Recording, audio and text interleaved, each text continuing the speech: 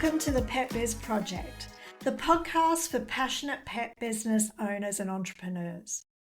In today's episode, I'm joined by Rachael Tricarico, founder and CEO of Houndztooth, a premium Australian pet wellness brand that champions natural, science-backed solutions for modern pets. Rachael shares the personal story that sparked her journey, from managing her dog Hugo's chronic skin issues to creating one of Australia's most trusted pet care brands. We dive into the evolution of Houndztooth, from grooming products and supplements to expanding into retail and e-commerce. She opens up about the challenges of scaling a product-based business, knowing when to pivot, and why trust and direct communication are at the heart of her customer relationships. Rachael also offers thoughtful advice for navigating retail, leveraging influencers, and staying sane as a solo founder. It's a grounded, inspiring conversation for any pet brand owner seeking to build something meaningful in a fast-changing industry. I hope you enjoy it. Welcome to the Pet Biz Project. Rachael, how are you? Good, thank you, Tarryn. What about yourself? Yeah, good, thanks. Thanks for coming on the show. It took us a little while to coordinate things, but we got there. It did. It did. Thank you for having me. No, that's great to have you here. So thanks for making the time. Look, I want to just jump straight into it with our listeners and just give everybody a bit of a background about, obviously, you're the owner of Houndztooth. And we'd love to hear a little bit about the journey and sort of what inspired you, first of all, to create that brand. So going right back to the beginning and then sort of what has led you to this point that you're at now with Houndztooth. Well, Tarryn, if I go right back to the beginning, we'll go back to my early childhood when I was passionate about animals, but particularly horses. I competed for many years at a national level in equestrian, in showing and dressage, and wanted to study vet science, wanted to be an equine vet. But during my school years, I was fairly heavily focused on competing and just didn't quite get the marks to do that straight out of school. And back in our day, I'll say that there wasn't any other pathways into getting to your course unless you went directly into it. So anyway, I didn't do vet science, but still had a passion for animals. Um, about 20 plus years ago, probably 30 years ago, I got my first dog as an adult, Hugo, who was a Wow. Yeah. Staffy, and he had chronic skin issues for his 14 years. And 20 or so years ago, there wasn't a lot of information about how to deal with these skin issues unless you were using medicated products like Malaseb and cortisone. He was on cortisone nearly all his life, which, we know a lot more now about the impact on that on dogs' immunity and even their lifespan. So there wasn't many topical products. It was, I used to wash him in the QV cumin soap wash, which okay, that worked for him, but that's not ideal either because it's not really suitable for dogs. Yeah. Anyway, so Hugo had a wonderful life, even though he had skin allergies, and I managed it. But after he passed away, I actually got Stella, which is his great grandniece, which is very lovely. And I was working in the pet industry then, so I actually was working for a company that employed me to develop their range of pet products and for the grocery industry, so Coles, Woolworths, etc., and loved developing products. And it brought me back to that caring, well-being of animals. I got Stella and I thought, oh, another Staffy. I don't want her to have the same issues that Hugo had. And it was about at the time, this was 2017, that I thought, I got her in 2016, and I thought, now what, it was a good sort of career moment to think, what am I going to do? Would I start my own business? And that sort of led me to the end of 2017. I thought, yes, time to move on and take the jump, start my own business. And so the real focus initially was The start sort of Houndstooth, holistic view to develop help. a range of Yeah, grooming products yeah. and topical products that I believe in that are going to target dogs with sensitive skin, itchy skin, come from a natural side, natural approach. And, the second tier to that was always treating inside and out. And we learned, learning a lot with equestrian riding. We were always daily looking at what we're feeding the horses, what we're supplementing them with, as well as what we were doing in terms of the grooming and the education and so forth. A real holistic approach, which we are catching up on that approach with pets, and especially in the last probably 3 or 4 years, it's changed, yeah, dramatically. So that was, Stella, Hugo, um, they were the original inspiration, and where it's sort of I've come full circle, sort of from then I studied natural animal nutrition, and I feel as though, okay, I didn't go into vet science, but I've come to a place where I can still help animals from a natural and holistic approach. And yes, I just love it. I love it. I love the industry, but I also think that I've had dogs, cats, horses, but there's a real bond we form with dogs in particular that as a pet and a pet that lives with us on a daily basis that's just irreplaceable. It is, and it's that bond and that relationship that we form with our dogs that it's just they're family, and you want to do just like you would with children or anything like that. You want to do absolutely everything you can within your power to give them the best life possible. And I think it's becoming so acceptable now that we have those feelings and that bond, and that there are so many opportunities for us to find solutions to problems that we have. So Yes. I Yeah. mean, you've got such a strong brand identity with Houndstooth. Did that come about because of your experience with product development and the retail side of things? It came about, so I always have my best thoughts in the shower. Yeah. Yeah. I have mine out walking. Yeah, I sometimes out walking too, but I've named my dogs. It's come to me in the shower, and then I was thinking, okay, what am I going to call this business? And I'm a big black and white person in terms of my interiors. I like the cleanliness of it. Um, the simplicity, yes, and the elegance. The houndstooth pattern, so obviously the houndstooth pattern is black and white. The pattern has been around for many, many, many, many years, very traditional, and it was actually developed on the canine tooth of the hound, and that's why it was called houndstooth. And I thought, well, that's a really nice relationship to the name and the black and white. I also used to compete in, it's very traditional when you're riding, showing horses, competing horses, that you used to have the jacket, the suit, the tie, the waistcoat. And the waistcoat in some Yeah. Yeah. levels of competition had to be in houndstooth pattern, and it was my favourite. And then I thought, well, houndstooth, that's great, but how can I make it sound a little bit more modern? And that's why when I thought I'll change the S to the Z. And then I found a fabulous graphic designer who understood my vision. And I really said, look, I want to create a product that's not like every other product that you walk into your pet stores Yeah. and there's colour and there's pictures of dogs, and it seems like it's been a similar packaging for the past 20 years. Um, which it had, look, packaging's come even a long way in the last, since I started Houndstooth. And looking, yeah, it is. It's much more, I would say, modern, and even the use of colour is much better now. So that's where I came at that it needed to look. I mean, it's a premium product, but I wanted it to look clean and not be competing on shelf space with all the noise.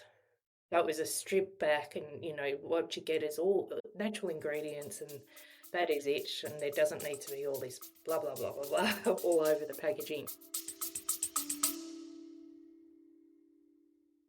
Here's a stat you can't afford to ignore. 69% of consumers want video when learning about products. And yet, most pet brands are still running the same worn out ads, hoping for new results. If you're not keeping your content fresh, you're handing your customers over to other pet brands that are.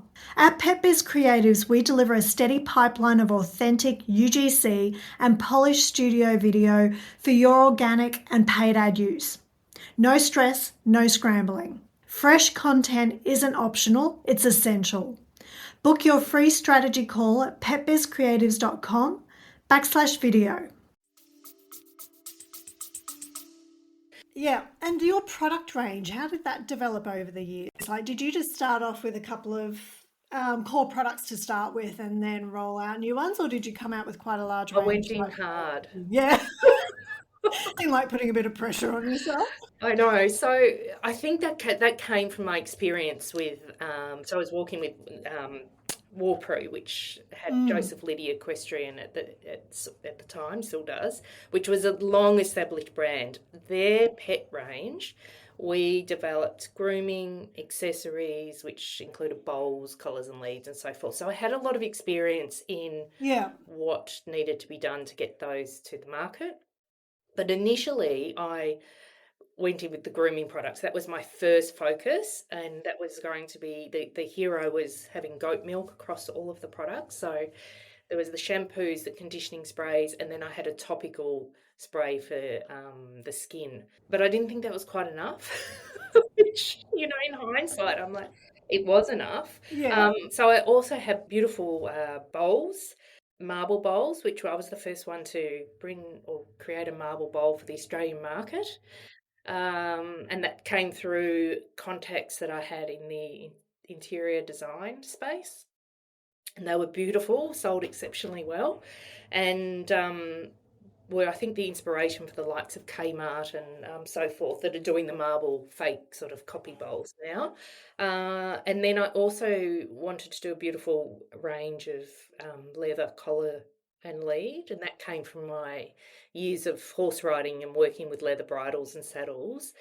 So I went and found Angus Barrett, who's an incredible leatherwork designer, craftsman in Orange in New South Wales, and he did the collars and leads for me, which was fantastic. So I launched with this range, sort of the grooming bowls. And I did some dog treats as well. Forgot about that. Some Tap into that. just Yeah, a lovely yeah. jerky, Australian-made jerky treat. So it was quite a packed range. But the initial hero was the grooming products. And then in that year, 2018, when I launched, I actually went over to America and went to Super Zoo and spent time having a really good look around because I really wanted to move into supplements as well. And at that time, America would have been probably 4 or 5 years ahead of Australia. We were just starting to sort of play in the supplement, tap into it. Yeah. Yeah, so that's sort of how it's evolved, and it just sort of evolved from there and refined and evolved and refined and evolved. And then at what stage you also developed, was it no fuss toppers as well? What stage did that happen? Last year, that was so. What I found that Houndstooth or myself, I've been very good at sort of, I'd say, bringing the first product to market, leading the way, which can be good. It's just sometimes you lack the educational piece. So toppers are huge in the US and they're growing. Like the last 12 months, they've grown significantly. No Fuss came about through an opportunity with Coles. So I originally had a couple of the Houndstooth toppers in the Coles stores, which was when I launched our meal toppers, and just again the educational, just not the right product for grocery. So I looked at, yeah, just a different audience and looked at what I could do to keep the space in grocery, but do different branding, different price point. And that was the generation of No Fuss. But again, just the top is just not right for grocery. So that was the development of No Fuss. So you've had your products in a lot of major retail stores, and you still do. Do you think your past experience with working with retail has helped you to know how to get a foot in the door and know what they're looking for to be able to make that happen? Yes, Yeah, definitely. Yeah. yeah.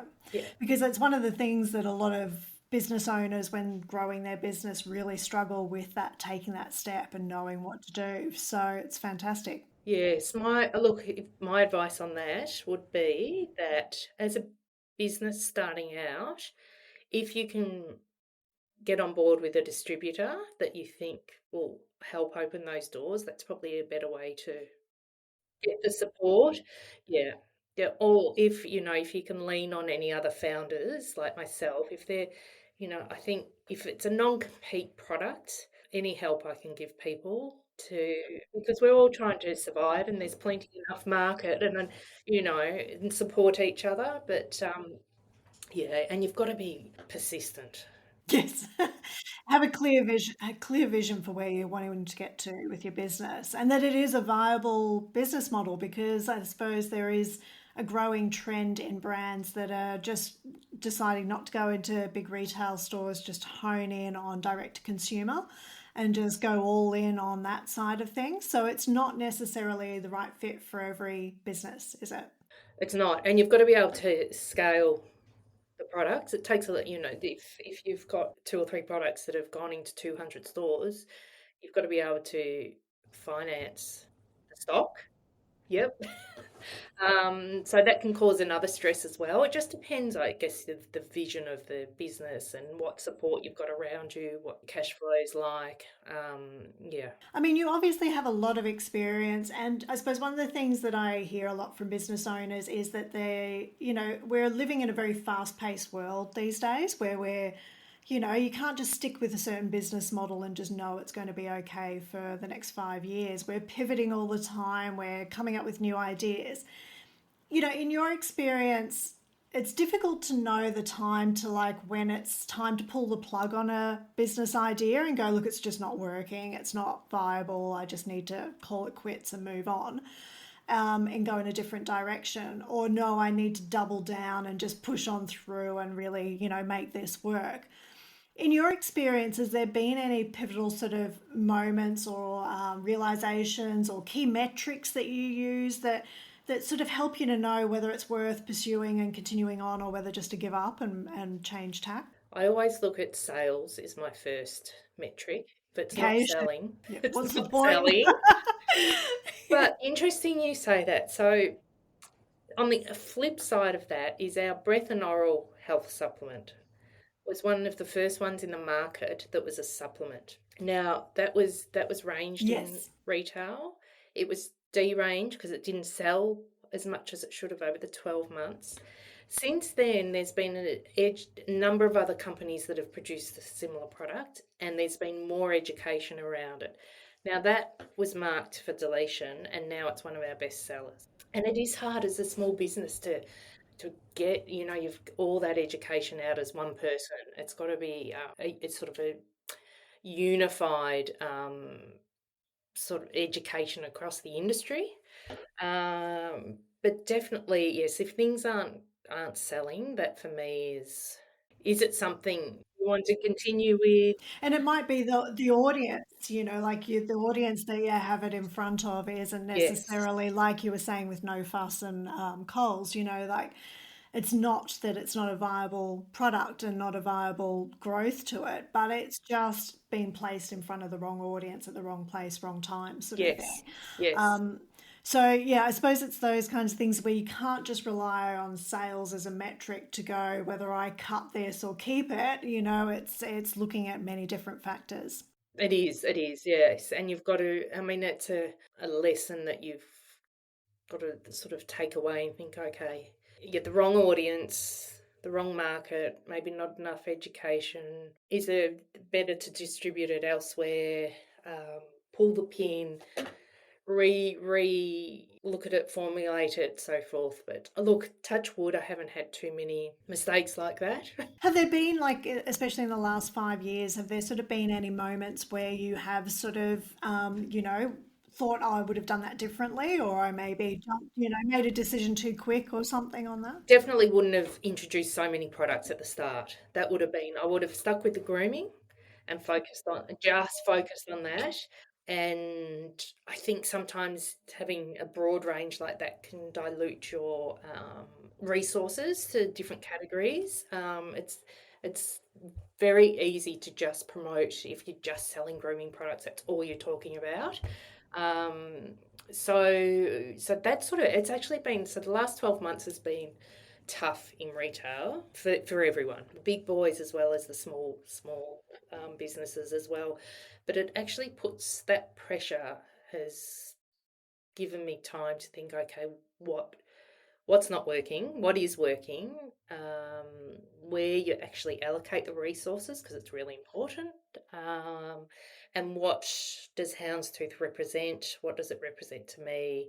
And where do I want to move forward with it? So, as much as it's stressful when sales aren't coming through the door like they usually do, it's still a really good time to reevaluate where you're heading and what is important to me as well as what's important to the Houndstooth customer. And it's like any challenge in life, isn't it? When we're not getting sales, or there's a significant drop in sales, it makes us stop and think, well, how could I do things differently? How could I do things better? What needs to change to move the needle in the right direction? And it's quite often that's when the most innovative ideas come for businesses, is when they're going through a struggling point.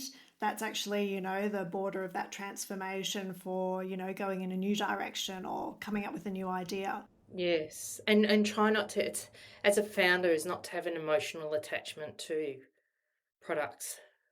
Or your customers, which your customers do too. Okay, product A, you think, gee, it's not selling as well as, maybe that's not the right way to go, and then you've got all these customers saying, I love product A, don't delete it, it's wonderful, and I think, yeah, I know, but it's just not quite doing what I need it to be doing, and you've put a lot of time and effort into it, but you've got to just emotionally think, no, if I was just looking at the numbers, this is what the numbers would tell me. And I suppose on that topic, it's a huge mental load for business owners in that leadership role, especially of a business that's, as large and successful as yours. How do you navigate that sort of burnout and that emotional decisions that have to be made? Like, it is tough being a business owner in this environment, especially at the moment. And it's hard being, I'm mostly on my own in the business, so it can be tough. I do make sure, so I've still got a daughter that's at school. So, school pickup's 3:30, and I leave the office and pick her up. And then I think she really made it, especially in the first few years. She'd say, "Oh, Mum, you're working at night, or all night," and she was needing me to help her with her studies, and that was a really good, I guess, wake up or moment that I thought, no, actually, it's more important to spend that time with her. And if I need to catch up on the weekend for a few hours, I do that. Um, so look, I think I'm quite good at managing my time. It's the decision making that I've got a supportive family that I can, you know, pick up the phone to them and say, I'm thinking about this. What do you think? Um, Otherwise, I'm fairly good at making the decisions for myself. Do you invest in like mentors and business coaches and things like that, or do you typically just figure it out yourself? I do figure it out myself. I had a management like consulting company. I think I had them on board for about 12 months. Just trying to think that up, but a couple of years ago, and they were really great just to bring in a different vision. Um, but I do think it's, for me, I like the decision making. And you said you don't have a very big team, is that right? How do you all operate so efficiently? No, so that's another thing, I guess, in saying what would change. So not having the amount of resources is probably what restricts you in some ways. I was it was just literally the week of COVID that I was about to employ my first full-time employee to come on board, and I put it, luckily enough, there was someone I knew quite well, and I said, "Look, we've just got to put this on hold. I don't know where things are going." There was all this scare, you couldn't have anyone in the house, and oh my God, you couldn't look out your front door, and it was such a stressful time. So I parked that, and I think that really changed the trajectory of the business, because that went on for Yeah. 12 months, then it went on for 2 years almost. Still, even though the pet industry boomed, there was still, for me, a reservation of like, oh, what's going to happen after, with business. So I've got a sales rep that has been working for me. She's 1 day a week, which is great. She does all our retailers and staff training and merchandising. She's been with me for quite a long time. And then I use consultants, like freelancers, to do. Got an amazing bookkeeper that's been with me since day one, a marketing girl, social media and so forth, digital agency. And that I think works if you don't want the responsibility of employees. Yes. Yeah. And I have to say, that's one of the main challenges that I'm hearing from business owners, right, just in the last couple of months, is, around managing team. And I suppose the work ethic of many people that they do get onto the team, then finding that they're not, they promise the world but then don't deliver. Yes, And I suppose also with AI evolving so rapidly, that business owners are finding I can be doing one thing over here while I've got some AI tool doing everything over this way. And, yes. we can operate a lot more efficiently and effectively in that way. So, yeah, I do think the whole way in which businesses operate with having a team is changing a lot. Like we even ourselves, we leverage, freelancers a lot, and find it fantastic. You develop some good relationships that you can rely on those people without having to have those overheads of a full time, team that you're, having to, maybe cut people if it sales go down. So I think it's just, it's working out what's right for your individual business, and that's different for everybody. But there's certainly, I don't think there's that correlation that there used to be where people are like, oh, you're successful if you have a big team. No, Like if you I have this agree. massive Yes, office and, yes. big team, and that means you're successful. It's like, well, no, actually, these days, if you can operate really lean and efficiently, that's actually more of a sign of success. So, yeah, it's interesting how the world's evolving. The remote working environment's become so much more acceptable, hasn't it? And people have found that it works, that, there's pros and cons to both being in an office and remote workers. But yeah, I do think if you got good leadership skills and you know how to incentivize and to motivate your team, in a remote way, then it can definitely work. So, yeah, it's funny how things are changing, isn't it? I suppose that brings me on to my next question was around retail. Like there was, as you said, we're seeing a big shift in downturn in retail, not just for the small guys, but Yes. the big guys too. Do you think that's something that's going to continue to be like a big downturn, or is it just evolving and we're changing our purchasing sort of That's behavior? that's a really interesting topic. And I don't know where I sit with it. Um, I think I I think the bigger players are getting bigger. I think it's very hard for the independent pet stores. And I'm thinking from the customer side too. There's a customer that looks for convenience. Now, Pet Barn are on Uber Eats. I actually tried them out the other. I needed to order some dog food, and I thought, I know what I want, so I go on there and buy. If I didn't know what I want, then I'd love to go into the store and talk to someone, research online. Yeah, I don't look. I don't know. I have a mix of purchasing myself. Going in store, I think, is great if you actually can rely on getting the right advice. If you're looking for that advice, I think people probably, if they make up their mind about a product, then will search online for the best price on that day. Then you've got the loyal customers who just continue to order directly from Houndstooth, for example. Yes, yes. And that's great. I do that with some dog food as well, and I think it's just perfect. Because I know from my own experience, like not just with pets, but with myself, like the reason I would go into retail stores and actually go shopping is to try things on, to get the feel of it, to actually see what it's like, in person, rather than just relying on some images or some video online. But I'm finding more and more when I go into retail stores for myself, there aren't the staff there that there used to be to answer questions or provide advice and things like that. It's very empty. It's like they've obviously cut costs by getting rid of a lot of staff and maybe just having one person on the checkout or something. And I just think that that is obviously financially stores are needing to do that, but it's not helping them to survive because that's one of the reasons people would go in is to get that support in their purchasing decision.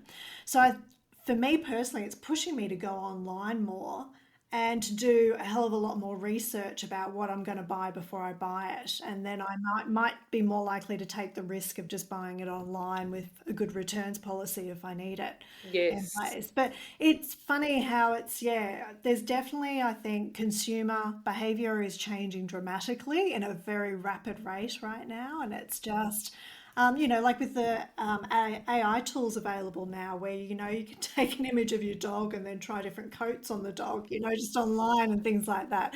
It's just the same as picking clothing for humans. And I think it depends on the staff. Like, you, once you'd walk into a pet store and you think, okay, are all the staff educated on all the products in here on what's going to be most suitable for my dog? Um, and some are, but some, it's there's a high turnover of staff in some of the stores. Um, are they going to recommend what a product that was front of mind because the rep was in this morning or something like that? Is it going to be the best product? Maybe it is, maybe it isn't. I think I definitely think the houndstooth customer is well educated in what product they think will be best for their pet. And yeah, so you're only as really good as what the if they don't know your brand, as what the person on the floor is recommending. And with Houndstooth, how do you go about education? Like, what have you found is the best way for you to get education across to consumers about your products? Definitely, I answer. So we have any email that comes in asking about product is usually myself answering it. And I love that. I love being able to talk directly to the customer that's come in asking, my dog suffers from this, what do you recommend? Or I've bought your product, can I give it to my cat? I bought this product. How much do you recommend to give them this, their weight? But and we have an open conversation, and that I think is you can't replace talking directly to the founder and the person that's developed the product and has got the expertise. Social media is really good. Um, Website. Well, I've got a lot of blogs, a lot of articles on my website, and put a lot of time into that. Yeah. Dr. Katrina Warren has been our brand ambassador for 4 years. A lot of good educational pieces that she did through her channels as well as online. And I love talking, like being at events is really good. The Dog Lover Show is, I haven't done it the last couple of years, but looking to do that again this year. But I've done between Melbourne and Sydney, I think it's 8 shows or something. And that one on one with the customer is fantastic. It really is.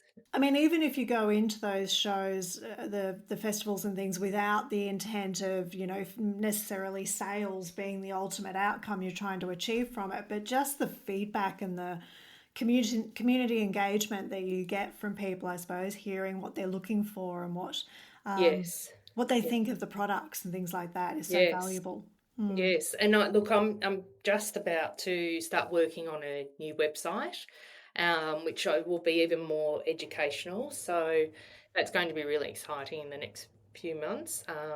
Because you've been doing a lot more of the social media side of things yourself Yes, trying to recently, yes, haven't you? Which is yes, great. Yeah, so that's been a strategy, is to get be more present in social media, which I really enjoy. It's just finding the time to actually get to do it right. I know, and it's yeah, holding yourself accountable to just get it done because it's Yes, one of those things you can put off. yes, Um, but that's good that you enjoy it. Yeah, because there's very few people I meet that enjoy it. So, but I think it's so important. Like going back to AI again, it's so easy now for people to just churn out huge amounts of content. And that's not necessarily helping brands because they're just becoming this faceless, nameless sort of content generation tool, which anybody can do. It's the brands where I find the owner, the founder, is like stepping out there and connecting with their audience and taking on that personal responsibility of education that just builds such a powerful loyalty with people because they know, like, and trust you. They know that you get what their animals are going through, the challenges that they're experiencing with their most valuable yeah. people in their Yes, lives is their yes, pet, absolutely. quite often. And to know that you get that is just like personally is hugely valuable. And look, I just leading on that. I know we'll probably go off topic a bit, but what I do like is I like to be able to offer advice without judgment. There's a lot of um, confusing messaging on social media. Unfortunately, social media gives everyone a voice, good and bad. There's a lot of criticism, don't feed your dog kibble. If you want your dog to live longer, don't do this, don't. And I thought, whoa, everyone has different circumstances.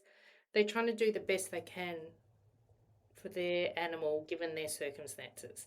And yes, you can educate them around making different choices, but it's got to fit within their budget, within their lifestyle. It's got to suit the dog's diet. I've got one dog that can't have raw food. She throws up every time she eats raw. So there's a lot of different reasons for people to choose what they're doing with their animal. But yeah, I think there's a lot of judgment out there. There is a huge amount, and as everybody's at a different point on the journey, like what I did with my girl Ash when she was a puppy was very different to what I was doing with her when she's like 14. It's just, and that was because of my education and understanding along the way, the research I did, the trying different things and finding what worked for her and what didn't, like it's just, you can't judge people because yeah, they're just at a different point to you on the journey, maybe. And it's just meeting them where they're at, getting where they're at, and just showing that you're there to provide any support and understanding, making them feel heard and seen is one of the most powerful things you can do to build that relationship. But I 100% agree with you. There is a lot of shaming going on out there on social media, and it's just, yeah, Yes, yes, not good. yeah, a lot, which is Yeah, yeah, it's unfortunate, but that's the way it is. that's the world we live in, Yeah, unfortunately, it is, at it the moment. is. Um, Yes. but I suppose talking about social media, the generational shift that's happening, in terms of Gen Z and young millennials, and we're seeing birth rates dropping dramatically in Australia, particularly, and other countries as well, where younger people are deciding to maybe delay or not have children at all, and instead they are having more pets in their home instead, which means they have a larger amount of disposable income maybe to spend on those pets than maybe previous generations did that had children as well. But I mean, how do you see that reshaping the industry? Do you think, that's starting to take effect as well? I think so. I definitely look, I even saw that starting to come in the first or 2018, 2019 Dog Lover show that I did, which had most of the grooming products, a few supplements. It was Yeah, that younger user generation, generated but content. look, early 20s, so Yeah. maybe they're mid 20s now. Hmm. The couples that Yeah. had a dog or might have been getting a dog that are coming in, picking up the product, reading what was on it, turning it around, reading, educating themselves. And I even look at my daughter, she's nearly 16. Her generation, everything is online. All their purchases is online, and they educate themselves. They look at reviews. What's on TikTok? User-generated content, but social influencers, rightly or wrongly. Um, so I think there's a lot that comes down to review-based, and I'm not sure as much word of mouth or whether that's still sort of more our generation. You go to the dog park, you're having a chat, and Yeah, yeah, the dog someone's park yes, and yes, yeah, yep, the beach and and chatting to someone. but I think they are Yeah. more educated there in terms of trying to find out the whys and hows of the product. But I also think that generation likes to be caught up in the story. Yeah. Yeah. Um, Definitely. And that's where the founder aspect comes into it so powerfully, is like what you're doing with getting out on social media and sharing who you are and the story behind the brand and then educating around the products. yes, It really does connect with both the older demographic and the younger demographic. That's why I think it is just so hugely powerful for businesses to be doing. And I suppose, like the younger generation, I find as well as so research to the nth degree the ethics and the sustainability and the sourcing of the ingredients and things like that, don't they? They're not so gullible, should I say, in terms of just sometimes the ingredients list on the back and just taking it for granted that it's okay. They'll actually really they will investigate. research, and they have I can't think of the name of the app that they can use that they can scan barcodes and find out what the ingredients are.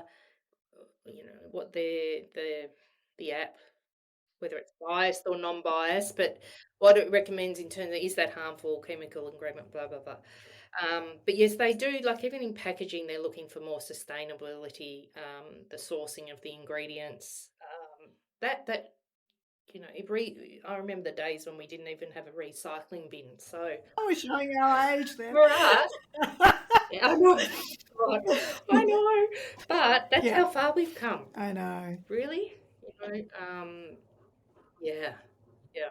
There's still a lot of clever marketing around packaging, though. But I think this generation will um, know more and understand more. Well, there's been that huge wave of greenwashing, hasn't there, by all those sort of big corporates and that jumping on the sustainability and eco-friendly sort of bandwagon for marketing purposes.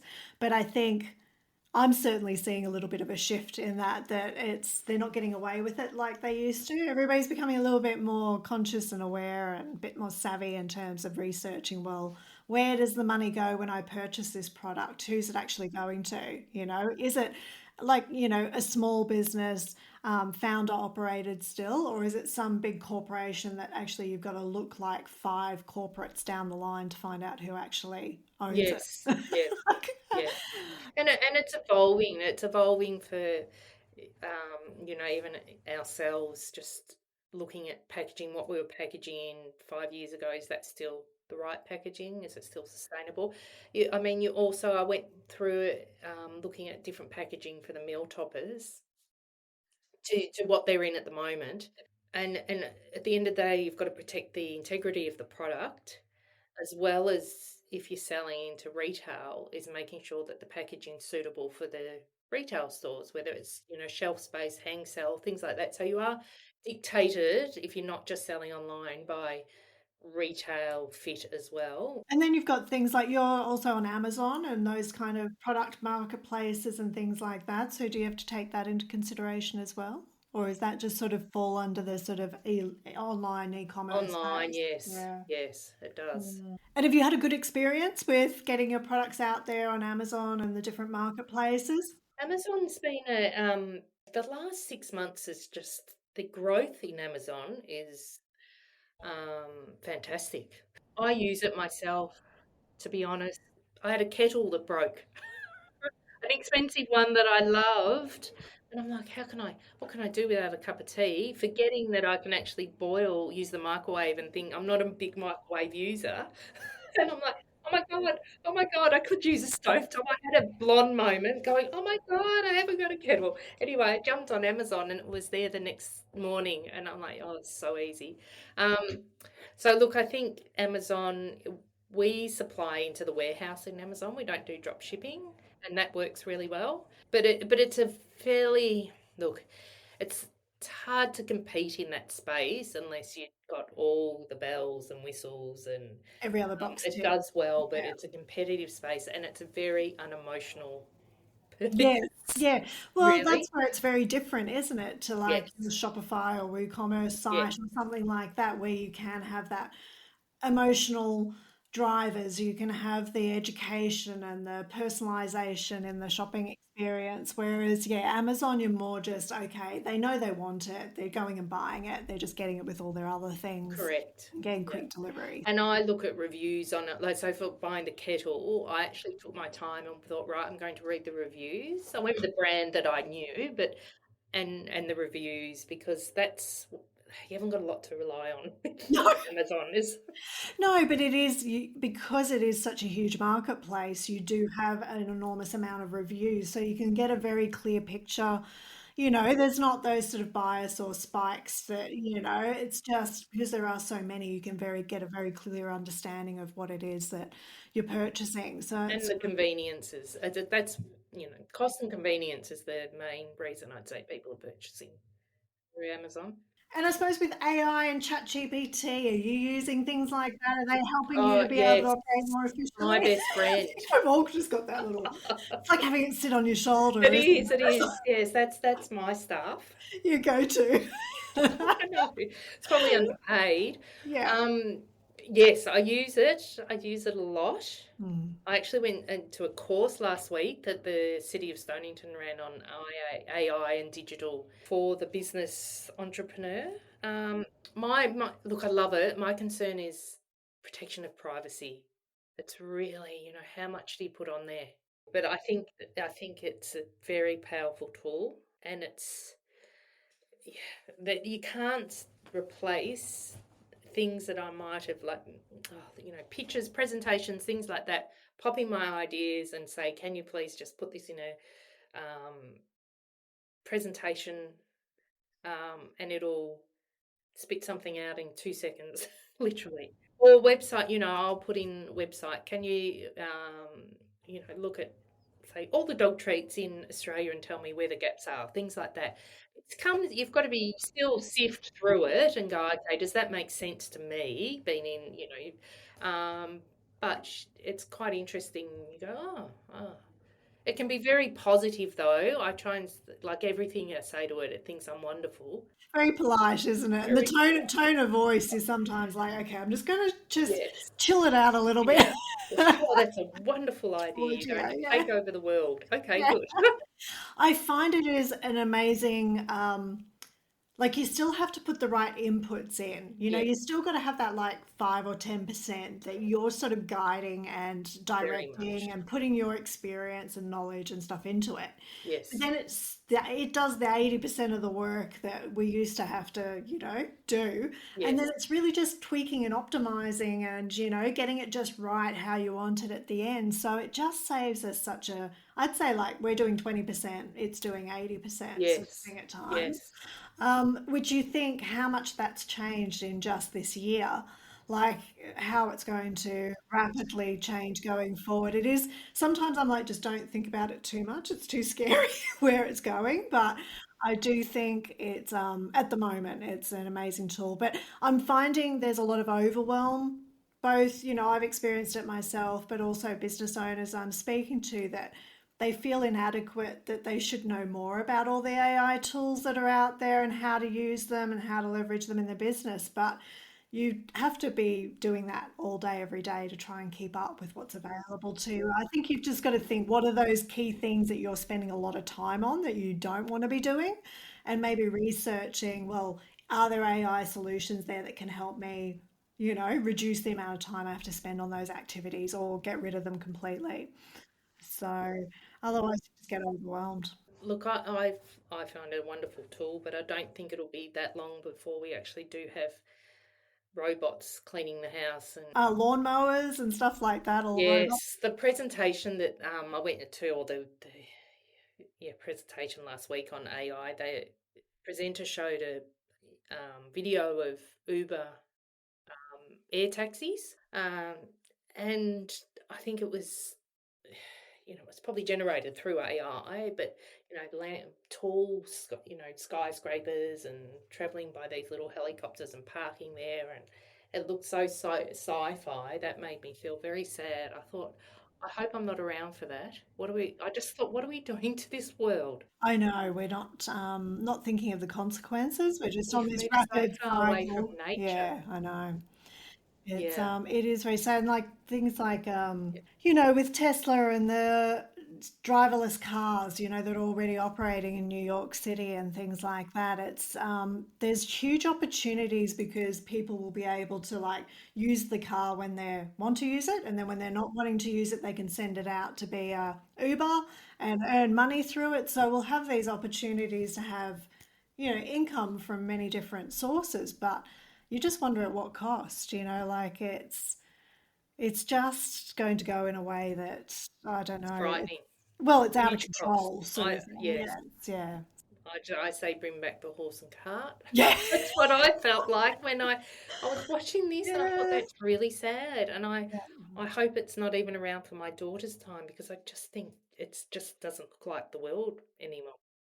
So I suppose here at Pet Bears Project, we're very much about building meaningful relationships with pet parents. It's not about marketing. It's about, well, how can I add value to pet parents' lives? How can I give them the support and an understanding that they need to be able to find solutions for their pets when they're experiencing problems? So, what are some of the best ways that you've found with Houndstooth in your own experience?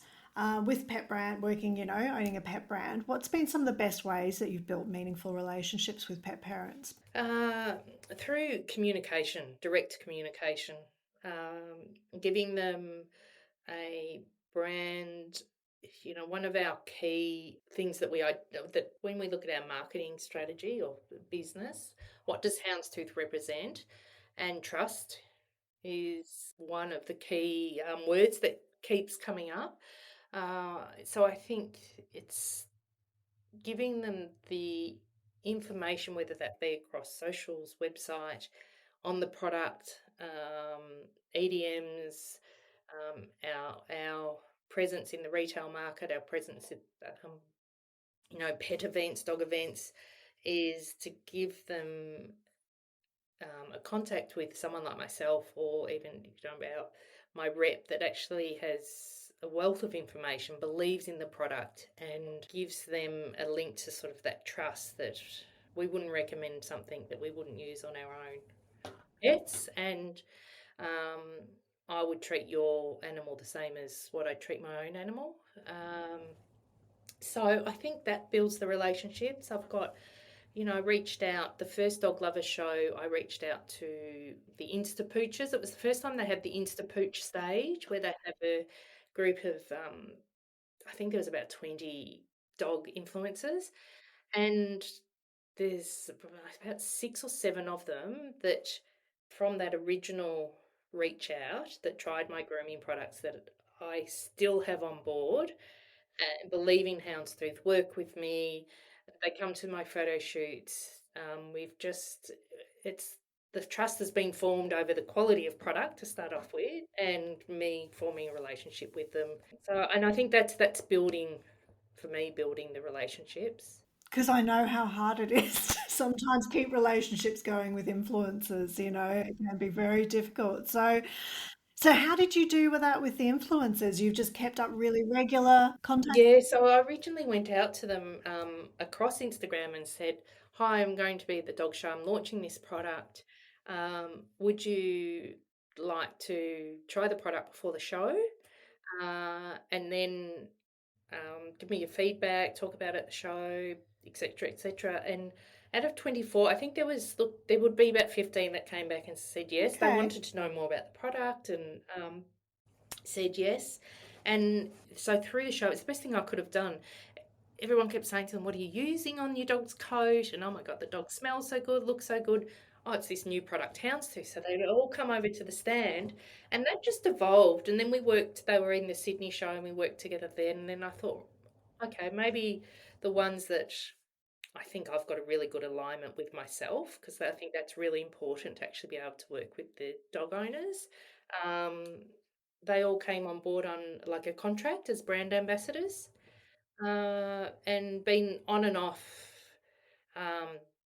Some of them are still formal ambassadors, but otherwise, we've just got a relationship where I supply them product, and yeah, they help. Yeah, they believe in the product so much. So, and we've formed really nice relationships. We catch up outside of doing the pet events. So I think that kind of relationship's really valuable. Fantastic. Oh, it's great tips. Thanks for sharing those. So tell me, what's next for you? Like, what have you got planned coming up? Interesting. Well, new website, which is going to be exciting because I think the website platforms have changed since my website's 2018 and it has evolved, but I think it's going to be more e-commerce focused, um, with still being the Houndstooth aesthetic and educational piece around that, um, and expand the health and wellness area of the business. So through the health supplements.